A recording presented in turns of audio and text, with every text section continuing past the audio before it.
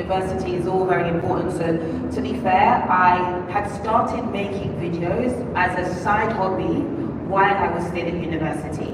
And I was studying, I actually went and did fashion for 1 year, and then I actually went to accounting, so my parents could be proud of me when I changed course.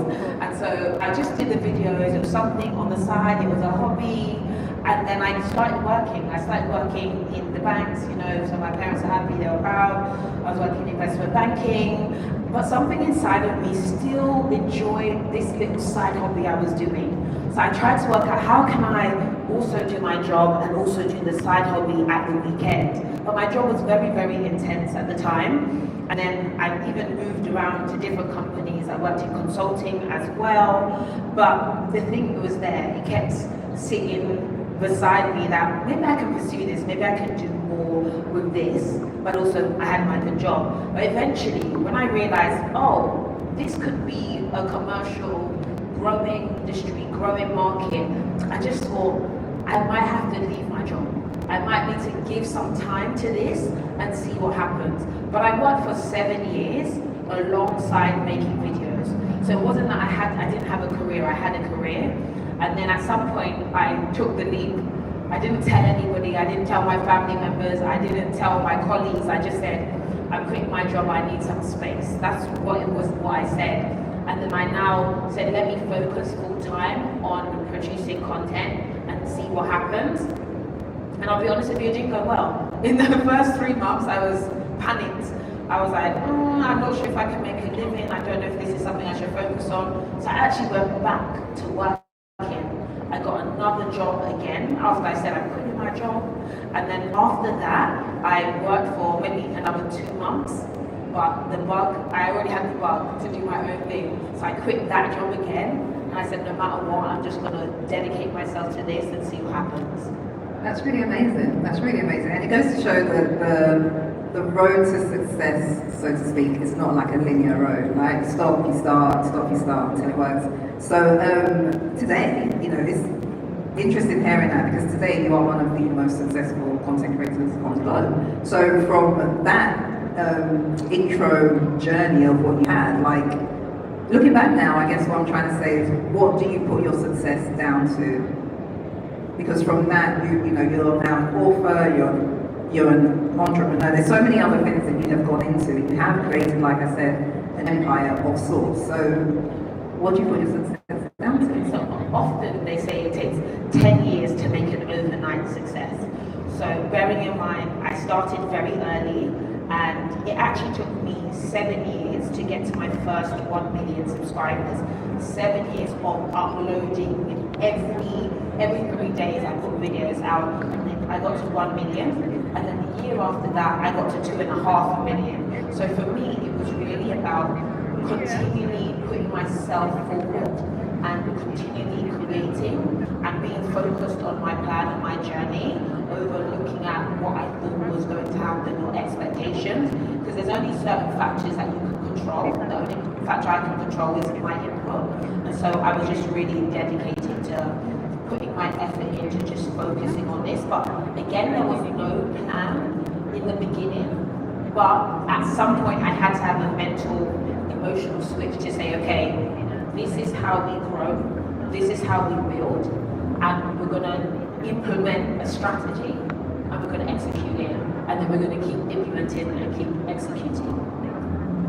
Okay, so I guess what you're saying is, to start off with, there wasn't a strategy, so to speak, you were just doing it, and then the more successful you got, you realised that there needed to be a strategy in place for you to be able to continue to grow, which is awesome to hear. So as you were a content creator and an influencer before those terms were even really coined, Yes. like one of the first to do it. So I guess, I don't know if you can answer this question, but how did you have the foresight to recognise that that was going to be a thing, that was going to be a career, that was going to be a world that millions of people are going to want to tune into? There was no foresight. There is no foresight. And this is what's so exciting about life, that you can't plan for what may happen.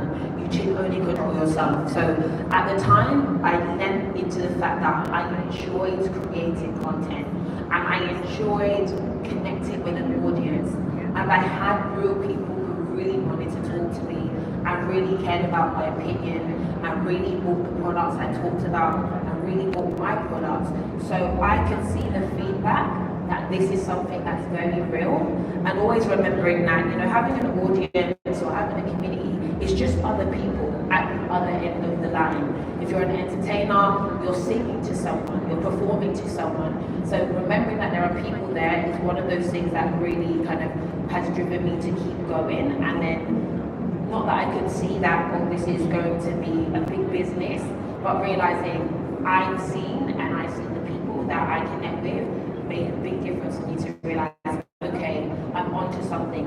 And of course, when companies start reaching out to you all the time to do stuff, clearly you have an impact. So that's really what I would see. But it took a long time to recognize that.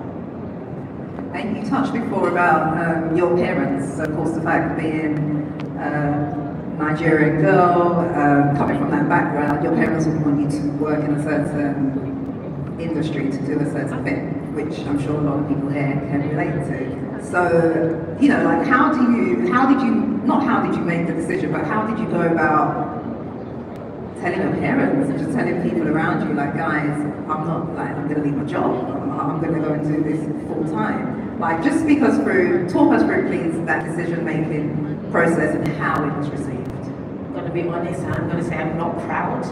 I lied to my parents.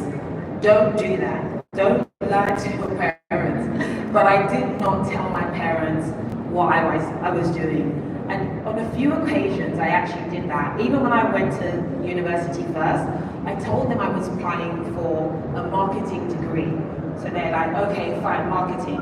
But I didn't tell them it was fashion marketing, because at the time, we just didn't understand that industry.